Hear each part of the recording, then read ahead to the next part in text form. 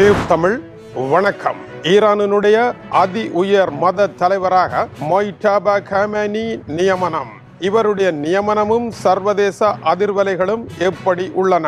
ஈரானினுடைய நிபுணர் திரிட்ட பர்சி கூறுகின்ற பொழுது, அயதுல்லா அலி கமேனியை விட இவர் மிகவும் கடுமையானவர் என்றும், அயதுல்லா அலி கமேனி இருந்திருந்தால் கூட ஏதாவது பேசி இருக்கலாம், ஆனால் இவருடன் பேச முடியாது என்று சுட்டிக்காட்டி இருக்கின்றார்.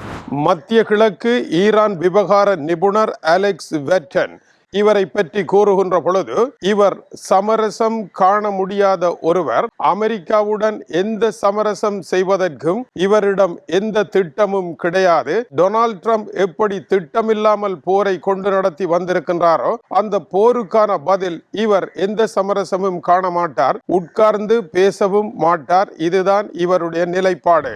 மத்திய கிழக்கினுடைய அடுத்த நிபுணர் பவுல் சலாம். இவர் சமரசங்களுக்கு அப்பாற்பட்ட ஒருவராக இருக்கின்றார். இவருடன் பேச முடியாது. இந்த பிரச்சனை மேலும் நெருக்கடியாகவே செல்லும் என்று குறிப்பிட்டிருக்கின்றார். எதற்காக இவருடன் பேச முடியாது, எதற்காக இவருடன் சமரசம் காண முடியாது என்ற கேள்விக்கு ஒரே பதில், 56 வயதுடைய இவர் இதுவரை காலமும் ஈரானில் நடைபெற்ற அத்தனை நிகழ்வுகளுக்கும் அரசியல் ரீதியான முடிவுகளுக்கும் அயதுல்லா அலி கமேனி தான் காரணம் என்று பலர் கருதினாலும், அவர் வயதான நிலையில் 86 வயதை அடைந்துவிட்ட ஒரு சூழலில் அனைத்து முடிவுகளையும் திரைமறைவில் இருந்து இயக்கி கொண்டிருந்த பிரதானமான இயக்குனரே இவர்தான் என்றும், இவர்தான் உண்மையாக இன்றைய ஈரானினுடைய வடிவமாக இருப்பதனால் இவர்தான் எல்லாவற்றிற்கும் காரணமாக இருக்கின்றார். ஆகவே இப்பொழுது ஈரான் எதை நடத்துமோ அதை முன்பிருந்தே நடத்தி கொண்டிருக்கின்ற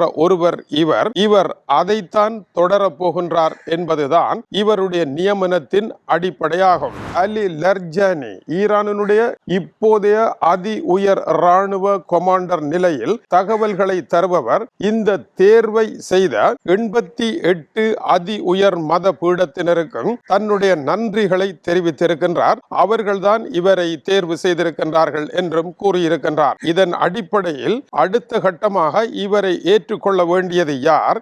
ஈரானினுடைய ரெவல்யூஷன் கார்ட் படைப்பிரிவு ஏற்றுக்கொள்ள வேண்டும். ஏற்கனவே அந்த படைப்பிரிவில் தான் இவர் இருக்கின்றார். எனவே இவரை அவர்கள் ஏற்றுக்கொண்டு இவருடைய தலைமையின் கீழே தொடர்ந்து அவருடைய கட்டளைகளை ஏற்று செல்ல இருப்பதாக அறிவித்திருக்கின்றார்கள். எனவே ஈரானினுடைய அரச முடி போலத்தான் இவருடைய முடி இருக்கின்றது. அந்த அரச முடிக்கான தொண்டர்களாக மற்றவர்கள் இருக்கின்றார்கள். எப்படி தேன்கூட்டில் ராணி தேனியினுடைய கட்டளையை மற்றவை பின்பற்றுமோ அது போன்ற ஒரு தலைமைத்துவ கட்டளையாக இது மாறி இருக்கின்றது. அமெரிக்கா இந்த அடிப்படையில் இவருடன் போரை புரிந்து வெற்றி பெற முடியுமா என்று அடுத்த ஆய்வு வெளியாகி இருக்கின்றது. அந்த ஆய்வில் அமெரிக்க அதிபர் இப்போது நடத்தி கொண்டிருக்கின்ற போர் சூறாவளி 1, 2, 3, 4, 5 என்று அதனுடைய உச்சக்கட்டம் வகுக்கப்பட்டது போல அமெரிக்கா வெளியிலிருந்து தாக்குகின்ற தாக்குதல்களினுடைய உச்சக்கட்டம் 1 to 10 வரை உச்சக்கட்டத்தை தொட்டுவிட்டது. இனிமேல் 15ற்கு செல்ல வேண்டும் என்று நேற்று கூறியிருந்தார்.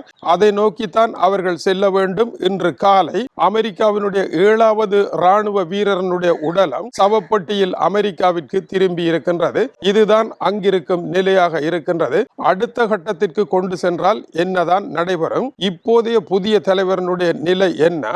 அவர் தாக்குதலுக்கு உள்ளாகி தப்பித்த ஒருவராக இருக்கின்றார். முதலாவதாக தன்னுடைய தந்தையை கொன்றவர்களுக்கு எதிராக அணிவகுத்து நிற்கின்ற ஒரு மகன் கதாநாயகனாக இருக்கின்றார். அதாவது இஸ்ரேல் இந்த தாக்குதலுக்கு சிங்கத்தின் கர்ஜனை என்று கூறியது. அமெரிக்கா தன்னுடைய தாக்குதலையும் இதுபோல லயன் கிங் திரைப்படத்தில் வருகின்ற ஒரு நிலையை உருவாக்கியது. ஆனால் லயன் கிங்கில் நயவஞ்சகமாக உண்மையான சிங்கத்தை தள்ளி வீழ்த்திய சிங்கம் போல இப்பொழுது அமெரிக்காவினுடைய நிலை மாறி இருக்கின்றது. தப்பியோடிய சிம்பா என்கின்ற சிங்கம் மறுபடியும் அணிவகுத்து வருவது போல காட்சி மாறி இருக்கின்றது. இதுதான் இன்றைய ஈரானினுடைய கள நிலவரம். இவருடைய நியமனம் அயதுல்லா என்கின்ற பெயரை தொடர்ந்து ஈரானில் நிலைநிறுத்தி வைப்பதன் மூலமாக ஈரானிய சமுதாயம் ஒன்றுபட்டு நிற்பதற்கு அது ஓர் உதாரணமாக இருக்கும் என்று கருதப்பட்டாலும், ஐரோப்பாவில் வெளியாகி இருக்கின்ற செய்தியில் ஏற்கனவே ஆர்ப்பாட்டங்களை நடத்தியவர்கள் அயதுல்லா அலி காமேனி மரணமடைய வேண்டும் என்று கூச்சலிட்டது போல இவரும் மரணமடைய வேண்டும் என்றுதான் கூச்சலிடுகின்றார்கள் என்று கூறப்படுகின்றது. ஏனென்றால் இதுவரை ஈரான் செய்த எல்லா ஒப்பந்தங்களையும் இவர்தான் செய்திருக்கின்றார். இவர் ஈரானில் பிரபலமற்ற ஒருவராக இருக்கின்றார். ஏனென்றால் இவருடைய சமரசமற்ற கடும்போக்கு காரணமாக ஈரானினுடைய அதி உயர் மட்டத்தில் கூட இவர் குறித்த அச்சம் இருக்கத்தான் செய்கின்றது. எனவேதான் அமெரிக்காவிற்கும் இஸ்ரேலுக்கும் இப்பொழுது பிரச்சனை பெரிதாக மாறிவிட்டது. 56 வயதுடைய இவர் தன்னுடைய தந்தையை மட்டும் அல்ல, தன்னுடைய மனைவியை இழந்திருக்கின்றார் இஸ்ரேலினுடைய தாக்குதலில். மனைவியை மட்டும் அல்ல, தன்னுடைய மகனையும் இழந்திருக்கின்றார் இஸ்ரேலினுடைய தாக்குதலில். ஆகவே தந்தையை இழந்த சிம்பாவினுடைய வேகமே வெற்றி பெற முடியாத அதிபெரும் வேகமாக இருக்கும். ஆனால் மனைவி பிள்ளைகளை இழந்து இப்பொழுது களத்திற்கு வந்திருக்கின்ற புதிய காமேனி அவருடைய வேகம் அதிகமாகத்தான் இருக்க போகின்றது. இதுதான் இன்றைய காலை கள நிலவரமாக இருக்கின்றது. ஈரானினுடைய பாராளுமன்றம் தங்களுடைய மத கடமை இவருடைய தேர்வு என்று அறிவித்திருக்கின்றது. இவருடைய தேர்வை யாரும் எதிர்த்ததாகவும் தெரியவில்லை.